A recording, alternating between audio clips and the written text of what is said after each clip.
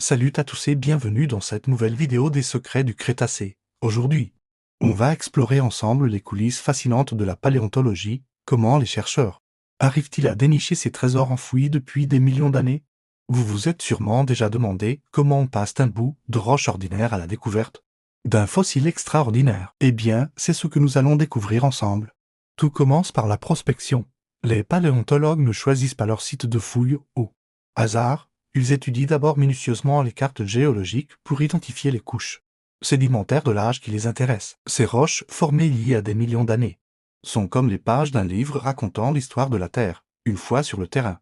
C'est là que la véritable aventure commence. Les chercheurs parcourent les affleurements rocheux, scrutant chaque pierre, chaque relief suspect. Ils utilisent des outils modernes comme le GPS et les images satellites. Mais leur meilleur allié reste leur œil exercé. Lorsqu'un site prometteur est repéré, l'équipe sort son matériel, marteau géologique, burin, pinceau et même des outils dentaires. Eh oui, la précision est primordiale. Le moindre faux mouvement pourrait endommager un fossile irréplaçable. Le dégagement d'un fossile est un véritable travail d'orfèvre. Imaginez-vous en train de retirer, délicatement, millimètre par millimètre, la roche qui entoure des os vieux de plusieurs millions d'années. C'est un peu comme si vous déballiez le cadeau le plus précieux du monde, mais au ralenti, une fois le fossile repéré. Les paléontologues créent une documentation détaillée. Photos, croquis, relevés GPS. Tout est noté. C'est crucial pour comprendre le contexte de la découverte.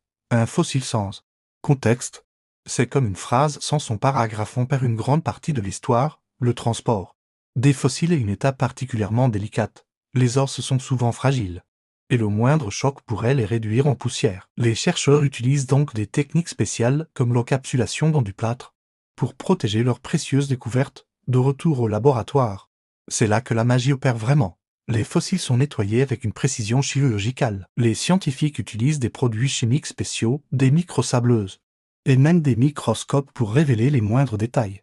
Mais le travail ne s'arrête pas là.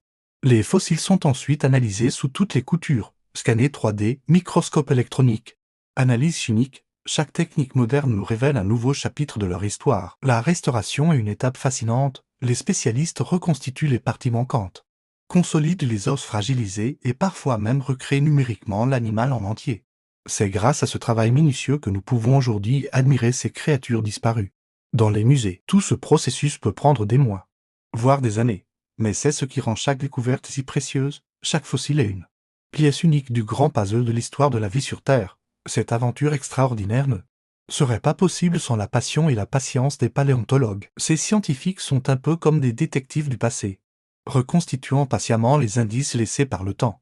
Si cette plongée dans les coulisses de la paléontologie vous a passionné, n'oubliez pas de vous abonner à la chaîne Les Secrets du Crétacé.